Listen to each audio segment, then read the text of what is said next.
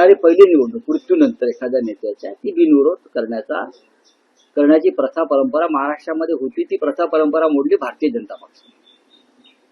त्याच्यामुळे ही निवडणूक अजितदादांना आपण श्रद्धांजली म्हणून अर्पण केली पाहिजे बारामती. आणि पुढल्या निवडणुकीचा आपण एकत्र महाविकास आघाडी म्हणून विचार करू. त्यात काय करता येईल, कसं करता येईल. 2029चा विषय आहे आणि महाविकास आघाडी म्हणूनच आम्हाला एकत्र लढावं लागेल. पण राऊतसाहेब, या सगळ्या प्रकरणात काँग्रेसने साध्य नाही, कारण माघार घ्यायची होती, राजकीय सभ्यता, महाराष्ट्राची संस्कृती पूर्वीपासूनच आहे ना, तर या गोष्टीचा विचार सुरुवातीलाच केला गेला नाही.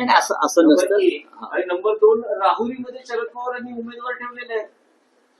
बारामतीत एक नाही, दुसरा नाही. राहुरीची निवडणूक आणि बारामतीच्या निवडणुकीत फरक आहे. तुम्ही त्याची तुलना करू नका. त्याची तुलना करणं योग्य नाही. तिथेही त्या सदस्याचं निधन झालं, त्यामुळेच पोटनिवडणूक होते ना. आता मग ते अपघाती असेल, निधन हे दुःखद असतं. बरोबर आहे, पण अशा प्रकारचा सभ्यपणा, सुसंस्कृतपणा भाजपनं कधीच दाखवला नाही. भाजपचा सभ्यपणा आणि सुसंस्कृतपणाशी काय संबंध कधी अशा बाबतीत आला नाही. मी उदाहरणं दिली तुम्हाला.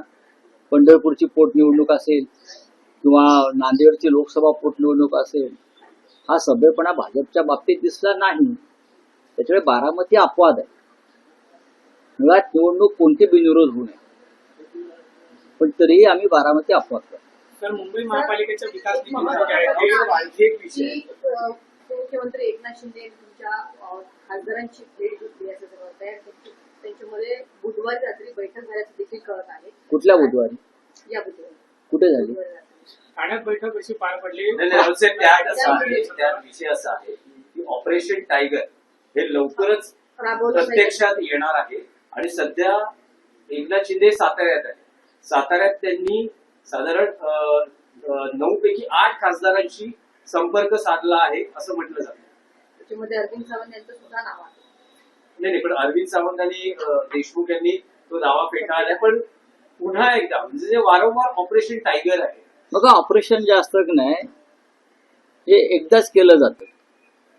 वारंवार एखाद्या शरीराचं जेव्हा ऑपरेशन करतात असं म्हणतात, तेव्हा ते डेड बॉडीचं ऑपरेशन असतं. ती डेड बॉडी नेतात ना, आणि डेड बॉडी सध्या त्यांच्या पक्षाची देवेंद्र फडणवीसांनी केली. खरं म्हणजे त्या ऑपरेशन सध्या जे सुरू आहे ते देवेंद्र फडणवीस एकनाथ शिंदेच्या पक्षाचा करताय. शिवसेनेचे खासदार 9 खासदार हे एकजुटीनं एकत्रित आहेत. काही नावं त्यात वाचली, मला हसायला आलं. सकाळी कुठे छापून आलं, मला कोणीतरी पाठवलं. अत्यंत हास्यास्पद आणि मूर्खपणाचं. आणि ज्या कोणी बातमी दिली आहे त्याने स्वतःच हसं करून घेणारी बातमी दिली आहे. पुन्हा कोणाची नावं त्यात टाकली सगळेच. हा, म्हणजे आता उद्या माझंही नाव टाकतील, आदित्य साहेबांचं नाव टाकतील आमच्या. काही नाही, सध्या अशा बातम्या ज्या पेरल्या जात आहेत वातावरण गरम करण्यासाठी किंवा काहीतरी घडामोडी आम्ही करतो ते दाखवण्यासाठी, ही पत्रकारिता पूर्णपणे चुकीची आहे. लोकसभेतले 9 खासदार हे घट्ट आहेत. काही अडचणी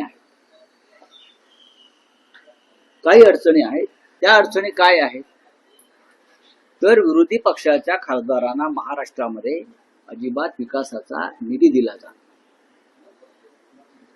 हा एक राजकीय आणि सामाजिक अपराध.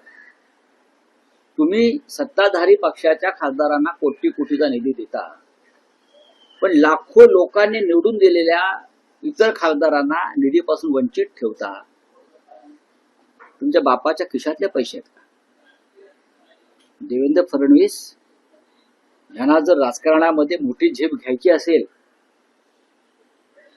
देवेंद्र फडणवीस यांना जर राजकारणामध्ये राष्ट्रीय स्तरावर मोठी झेप घ्यायची असेल तर त्यांनी ही संकुचित वृत्ती सोडली पाहिजे. आणि मी सगळ्यांचा आहे, मी लोकशाही मानतो, लोकशाही तत्व मानतो, म्हणून विरोधी पक्षाचे आमदार, विरोधी पक्षाचे खासदार यांना सुद्धा मी समान न्याय देईन, ही भूमिका त्यांनी स्वीकारली पाहिजे. तरच त्यांना मोठी झेप घेता येईल. नाहीतर त्यांचं जे अस्तित्व राजकीय आहे जोपर्यंत केंद्रामध्ये मोदी आहेत तोपर्यंतच महाराष्ट्रात राहील.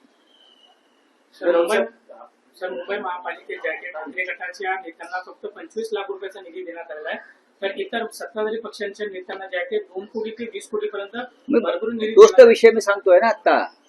खासदार असतील, आमदार असतील, नगरसेवक असतील, विरोधी पक्षाचे सुद्धा नगरसेवक निवडून आलेले आहेत. लक्षात घ्या, विरोधी पक्षाचे आमदार निवडून आलेले आहेत, ते टपकलेले नाहीत आकाशातून.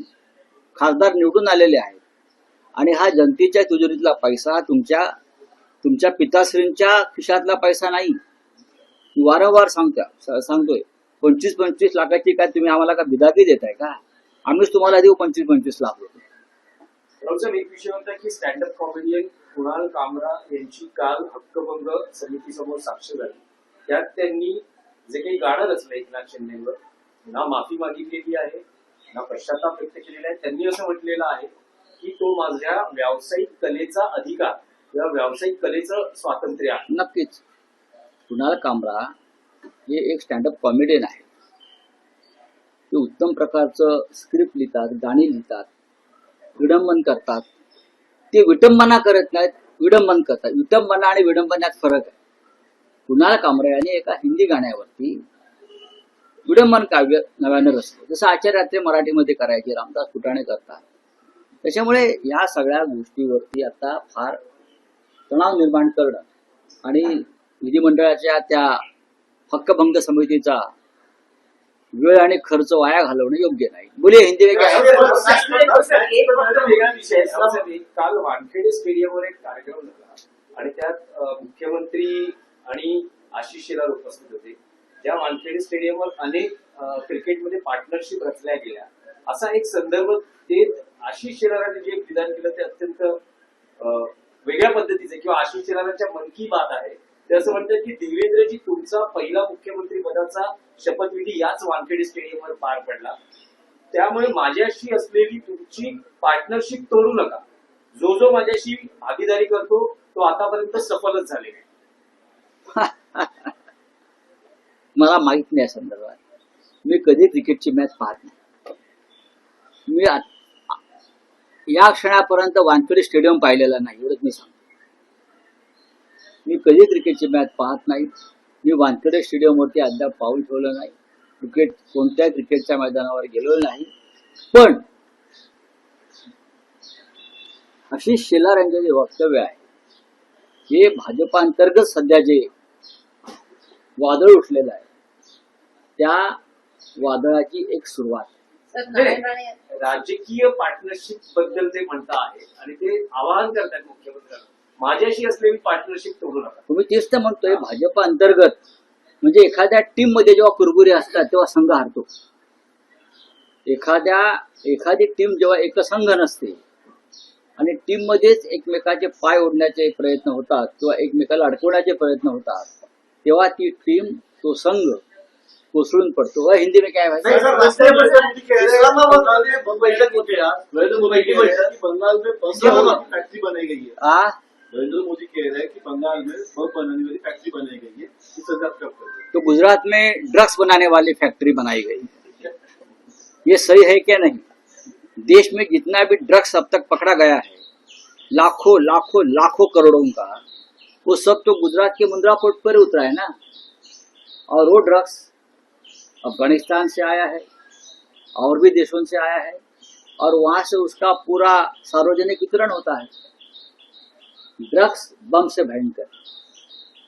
बम एक जगह पे गिरेगा लेकिन ड्रग्स पूरे देश में जाकर हमारी युवा पीढ़ी को खत्म कर रही है.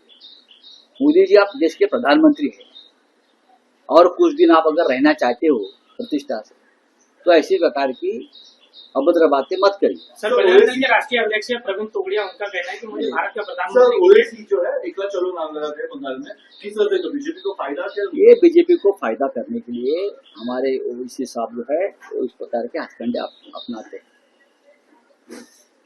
अब क्या बोलूं मैं, ओवैसी इतने विद्वान आदमी है, बैरिस्टर साहब,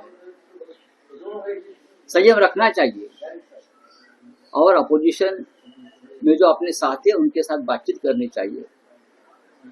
आपका शत्रु बीजेपी है, आपका दुश्मन बीजेपी, देश का दुश्मन बीजेपी. और अगर आप अपने आप को राष्ट्रभक्त राष्ट्राभिमानी मानते हो तो भारतीय जनता पार्टी को किसी भी तरह से मदद हो जाएगी। इस प्रकार की कोई भी चाल राजनीतिक खेल नहीं करना चाहिए, चाहे मिस्टर ओवीसी हो या चाहे और कोई हो। Thank you.